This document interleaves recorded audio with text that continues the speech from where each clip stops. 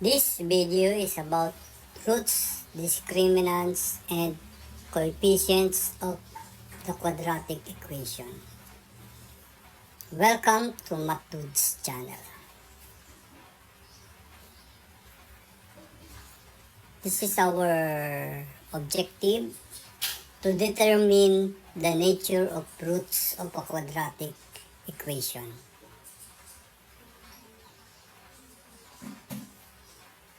Example number 1. Determine the nature of the roots of x squared minus 14x minus 1 equals 0. Let us identify the a, the b, and the c. The quadratic equation is already in the general form. So we can identify easily the a, the b, and the c. So the a is 1, the b is negative 14, and the c is negative 1. We will use the quadratic formula to find the roots of this quadratic equation. So this is the quadratic formula. We will just substitute the values of a, b, and c in the quadratic formula. We will replace b with negative 14. This b will also be replaced by negative 14. A is 1 and c is negative 1 over 2 times a. Ayan na yun. So, maglalagay pa tayo ng negative, no? Dito sa b. Kasi itong negative na to, ito yun. Tapos, ang value ng b ay negative 14. So, maglalagay tayo ng parenthesis, negative 14. So, plus, negative, plus, minus the square root of negative 14 squared minus 4. The value of a is 1. The value of c is negative 1 over 2 times the value of a. Then, simplify na natin yan. So, negative 1 times negative 14 is positive 14. Plus, minus. Then, squared of negative 14 is negative 14 times negative 14 equals 196. Then, negative 4 times 1 is negative 4 times negative 1 is positive 4. So, maglalagay tayo dito ng plus 4 all over 2 times 1 is 2. And then, i-add natin itong 196 plus 4. So, ito na yan. 14 plus minus square root of 200 over 2, all over 2. Kasi ito yung 196 plus 4. Then, we will factor 200. So, ang gagamitin natin dito is 100 times 2. Kasi ang pinakamalaking factor na perfect square ay yung 100. Ayan. Square root of 100 times 2. And yung 100 is a perfect square. Pwede natin siyang ilabas. Ayan. Kaya i-separate natin yung factors with radical sign. So, magiging square root of 100 times square root of 2. Kasi yung square root of 100 is a perfect square. So, magiging 14 plus minus, yung 100, square root of 100 is 10. Ayan, ilabas na natin. Mawawala na yung radical symbol. Radical sign kasi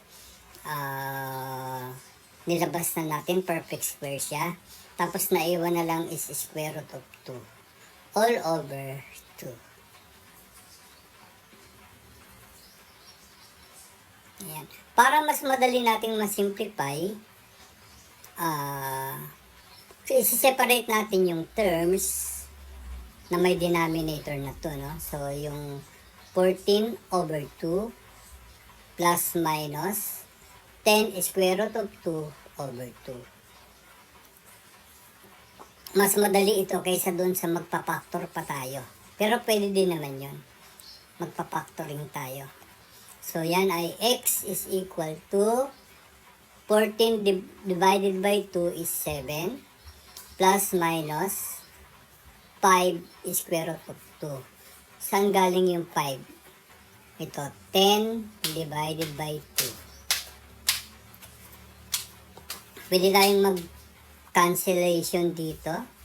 I-cancel natin yung 14 at saka yung 2. Magiging 1, magiging 7. Tapos, cancel yung 10 tsaka yung 2. Yung 10 magiging 5. Yung 2 magiging 1. So, kaya ito, mangyayari dyan, 7 plus minus 5 square root of 2. Ito na yun. Yung kapag ang denominator ay 1, hindi na sinusulat. Understood na yun. So, yan. The roots are x is equal to 7 plus 5 square root of 2 and x is equal to 7 minus 5 square root of 2, which are irrational and not equal. Ito ang nature ng roots ng x squared minus 14x minus 1 equals 0. Ito ang nature niya. Irrational and not equal. Kapag merong hindi perfect square, katulad nito, square root of 2 is not a perfect square, irrational na sila. No? Irrational yan. Ang mga hindi perfect square, yung square root of 2, square root of 3, square root of 7, square root of 15, square root of 11, mga irrational numbers yon. Lahat ng hindi perfect squares. So, not equal kasi ito ay 7 plus 5 square root of 2. Yung pangalawa is 7 minus 5 square root of 2. Kaya, not equal. Irrational and not equal. Yan ang nature ng roots ng quadratic equation na x squared minus 14x minus 1 equals 0. Let's go to example number 2.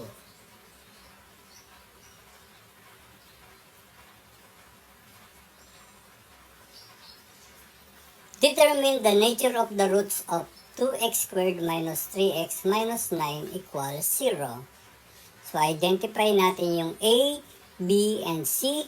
Ang A ay 2, ang B ay negative 3, ang C ay negative 9. Gamitin natin ang quadratic formula para malaman natin yung kung ano yung nature ng roots ng quadratic equation na ito. I-substitute natin yung value ng A, value ng B, at saka value ng C. Ito yung mangyayari dyan.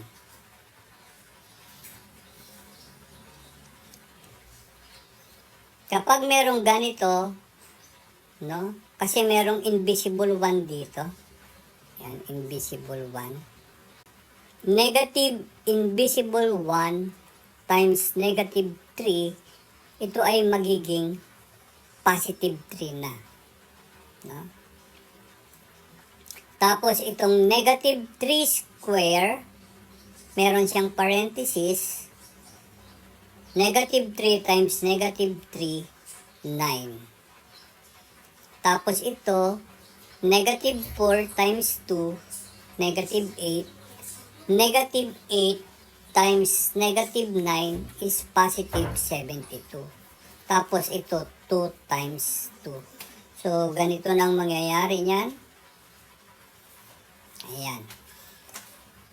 Itong negative times negative 3, naging positive na. Kasi negative times negative is positive. Ayan. Tapos ito yung negative 3 square, 9. Tapos, negative 4 times 2, negative 8. Negative 8 times negative 9, positive 72. Tapos, simplify na natin yan. X is equal to 3 plus minus square root of 81 over 4. So, square root of 81 is a perfect square. So, pwede natin yung ilabas. X is equal to 3 plus minus 9 over 4. Tapos, i-separate natin yung dalawang equations. Yung isa yung 3 plus 9 over 4 at saka 3 minus 9 over 4. Ito yung 3 plus 9 over 4 at ito yung 3 minus 9 over 4. Tapos, isolve natin itong equation na to. Solve for x. X is equal to 9 plus 3. 3 plus 9 is equal to 12. Copy lang si 4. 12 over 4. So, 12 divided by 4 is 3. So, x is equal to 3. Yan yung first root natin. Second root, x is equal to 3 minus 9 over 4. So, magiging x is equal to negative 6 over 4. Tapos, para ma-simplify siya, i-divide natin yan ng GCF ng 6 tsaka ng 4, which is 2. So, magiging negative 6 divided by 2 is negative 3. 4 divided by 2 is 2. So, x is equal to negative 3 over 2. Yan yung ating second root. Ngayon, ano ang nature ng roots ng quadratic equation na 2x squared minus 3x minus 9 equals 0? Ito ang kanyang nature of the roots.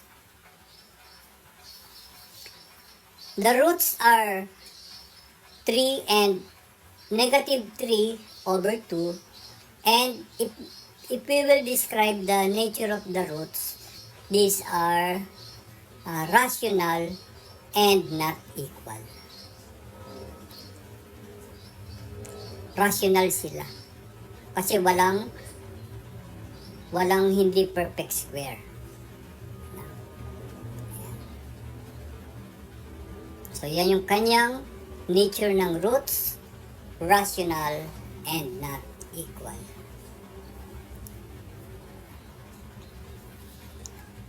Example number 3. Determine the nature of the roots of x squared plus 6x plus 9 equals 0. So, ang A natin ay 1, ang B ay 6, ang C ay 9. I-substitute natin sa quadratic formula. Ito. So, ang B is 6, papalitan natin si B ng 6. Dito din. Ayan, 6. Kahit positive, maglagay tayo ng parenthesis para masanay tayong maglagay ng parenthesis. Tapos, ang A ay 1, ang C ay 9. Ang A na to ay 1. Ayan. Tapos, simplify na natin ito. This is negative invisible 1 times 6 is negative 6. Plus minus 6 square is 36. Minus 4 times 1 is 4. 4 times 9 is 36. over 2 times 1 is 2. Then, simplify natin itong 36 minus 36. Yan ay 0. Ayan. X is equal to negative 6 plus minus square root of 0 over 2. And 0 is a perfect square, ha?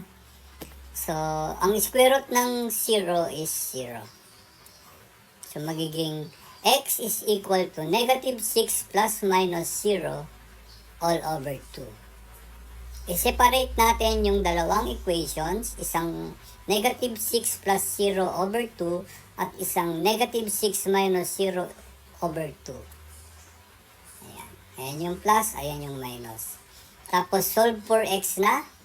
Ito yung una. Negative 6 plus 0 is negative 6. So magiging x is equal to negative 6 over 2. And negative 6 over 2, negative 6 divided by 2 is negative 3. So, x is equal to negative 3. So, ganun din yung sa kabila. Dito, negative 6 minus 0 is still negative 6. Is also negative 6. Ayan. So, negative 6 divided by 2 is negative 3 pa din. So, ito yung roots natin. Ayan. So, ang nature ng roots natin ay rational and equal. Ayan.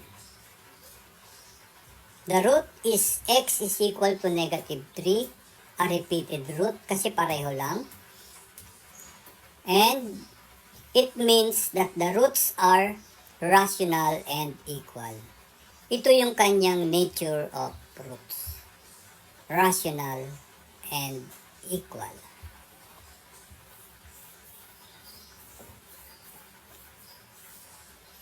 Let's go to number 4. Example number 4. Determine the nature of the roots of x squared plus 4x plus 5 equals 0. Identify natin si A, si B, and si C. A is 1. Yan yung coefficient ng quadratic term. Ang B ay coefficient ng linear term. So, 4. Ang C, yung constant term. 5. I-substitute natin yan sa quadratic formula. Ayan. Yung B natin is positive 4. Kaya, pag sinulat natin siya dito, positive 4. Ayan. Tapos, ito, positive 4. Tapos, ang A natin ay 1. Pinalitan natin si A ng 1. Tapos, si C is 5. Pinalitan natin si C ng 5. Si 1 din sa denominator, pinalit natin 2 times 1. Simplify. This is negative 1 times 4 is negative 4. Plus minus 4 square is 4 times 4, 16. Minus 4 times 1 times 5 is 20. Ayan. Or negative 4 times 1, negative 4. Times 5, negative 20. Kaya ito, negative 20. All over 2 times 1 is 2. Then simplify natin. 16 minus 20 is negative 4. Ayan. Since bawal ang negative 4 sa square root, so imaginary ito, no? Imaginary yung magiging sagot natin. I-factor natin si negative 4. Ito yung factor niya. 4 times negative 1. Kasi 4 times negative 1 is negative 4. And then, paghiwalayin natin yung factors na 4 at saka negative 1 under sa square root, no? Ayan. Tapos, ang square root ng 4 ay 2. Tapos, si square root of negative 1, papalitan natin ng I. Kasi ito yung imaginary. Ayan. So, magiging x is equal to negative 4 plus minus yung square root of 4, 2, tapos yung square root of negative 1, I na. Sinubstitute natin yung I. All over 2. No, kailangan simplified yung sagot. Kaya para mas madaling mag-simplify, i-separate natin yung terms. Ayan. X is equal to negative 4 over 2 plus minus 2i over 2. Ayan, mas madali nang mag-simplify dyan. Ayan. Kasi magka-cancel na lang tayo. Magiging 1 yung 2, yung 4 magiging 2. Kaya negative 2. Tapos makaka-cancel yung 1, yung 2. Ayan, magiging 1.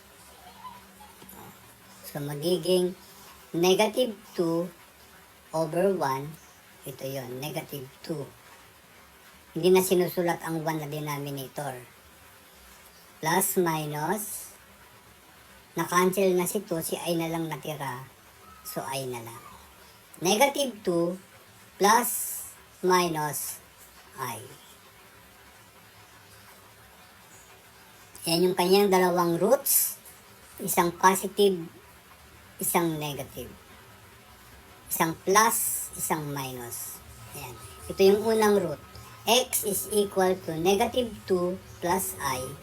Ang pangalawang root ay x is equal to negative 2 minus I.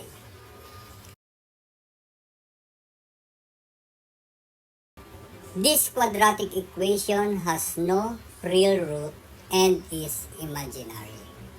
So, imaginary yung ating sagot. No real root. Ngayon, i-discuss natin ang discriminants. Ang discriminant, doon natin ma-identify kung ano yung nature ng roots. Hindi na natin kailangan hanapin yung roots para masabi natin kung ano ang nature ng root. Isosolve lang natin yung discriminant. Ang formula ng discriminant ay ito. D is equal to B squared minus 4AC. Iba yung yung quadratic formula sa discriminant. Magkaiba sila ng formula. Pero itong discriminant, makikita din natin sa quadratic formula. Ito yun.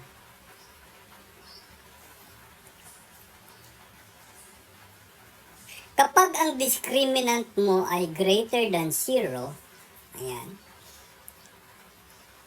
and not a perfect square, ang nature ng roots mo ay irrational and not equal. Diba yung first 4 examples kanina, hinanap muna natin yung roots, tapos in-identify natin or dinetermine natin kung ano yung nature ng roots.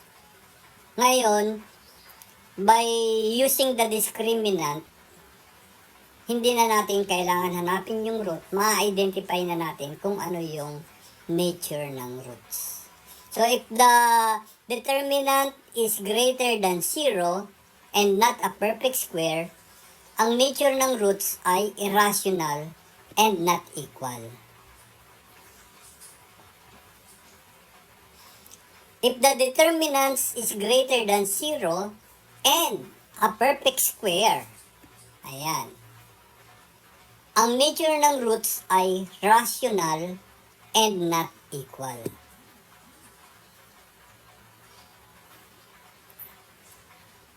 Pangatlo, if the discriminant is equal to 0, ang nature ng roots ay rational and equal. And kung ang determinant ay less than 0, ang nature of roots natin ay imaginary.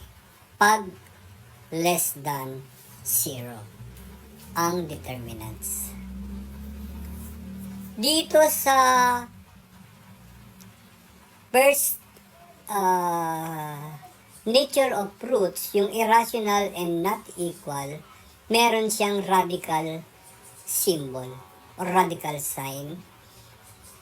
Kasi hindi nga siya perfect square. Merong hindi perfect square. Lahat ng hindi perfect squares ay irrational. Kapag sinabi mong rational, yun ay pwedeng negative integer, pwedeng positive integer, pwedeng 0, pwedeng fraction, pwedeng non-integer, yung mga yon. Okay, let's go to the first example. I-identify natin ang nature ng roots ng 2x squared minus 5x minus 3 equals 0 using the discriminant. This is the discriminant. D is equal to b squared minus 4ac. I-identify muna natin ang a, b, and c. So, ang a ay ito, yung 2, coefficient ng quadratic term, 2. Tapos, ang b, yung coefficient ng linear term, negative 5. Tapos, ang c natin yung constant term. Ang constant term ay negative 3. Dito marami nagkakamali, no? Kasi, minus 3, hindi nila nakukonsider na negative yung 3. So, pag ito plus, positive yung 3. Ito minus, kaya negative yung 3. Ayan, substitute na natin sa d is equal to b squared minus 4ac. Ayan. Ang b ay negative 5 minus 4, tapos ang a ay 2, ang c ay negative 3. Ayan. Tapos simplify natin. D is equal to negative 5 times negative 5 is 25 minus, plus pala. Kasi negative 4 times 2 is negative 8. Negative 8 times negative 3 is positive 24. Kaya positive 24 na. Tapos, simplify natin, d is equal to square root of 49. So, ang determinant natin ay greater than 0. Ito, d is greater than 0, but a perfect square. 49 is a perfect square. So, dito siya. No? Dito. Ayan. D is greater than 0. 49 is greater than 0. And 49 is a perfect square. Therefore, ang nature ng roots natin ay ito. The discriminant 49 is greater than 0 and a perfect square. Therefore, the nature of roots for this quadratic equation is rational and not equal. Ito yung kanyang nature of roots.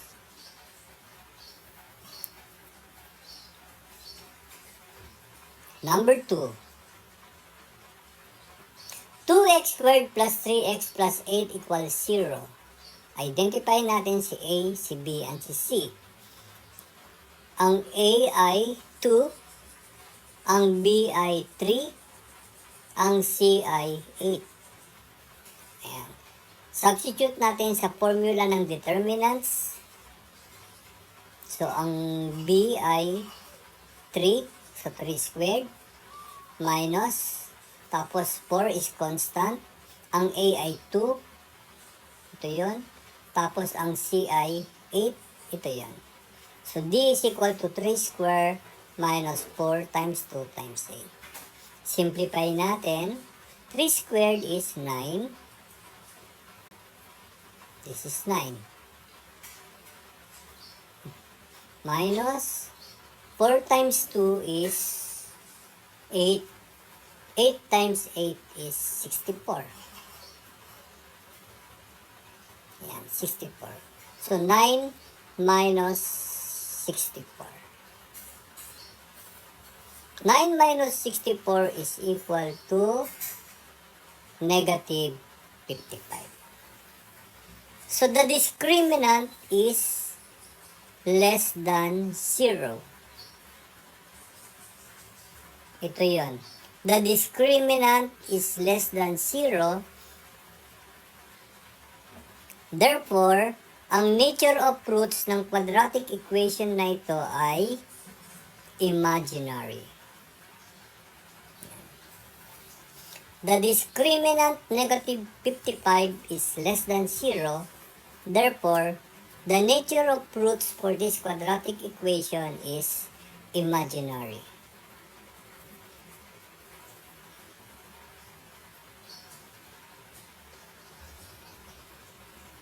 Number 3.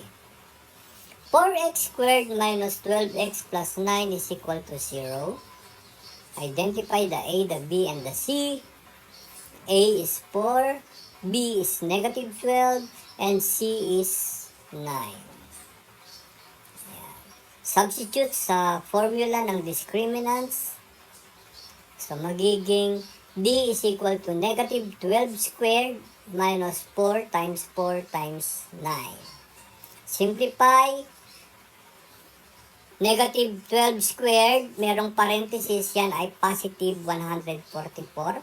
Kasi negative 12 times negative 12 is positive 144.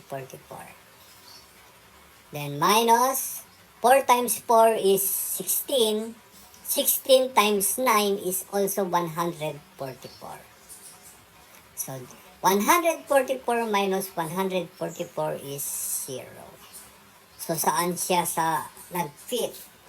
D is equal to 0. Ito yon, no? D is equal to 0. Therefore, ito ang ating nature of roots. No? Ng 4x squared minus 12x plus 9 equals 0. Ayan. The discriminant 0 is equal to 0. Therefore, the nature of roots for this quadratic equation is rational and equal. So, pag hahanapin mo ang roots nito, pareho lang. Pareho ang value ng x. Yung x sub 1, or root sub 1, at saka root sub 2, pareho lang. Ayan. Number 4. X squared minus 8x plus 3 equals 0. Identify the A, the B, and the C. A is 1, B is negative 8, C is positive 3. Substitute sa formula ng discriminants. D is equal to negative 8 squared minus 4 times 1 times 3. Then simplify.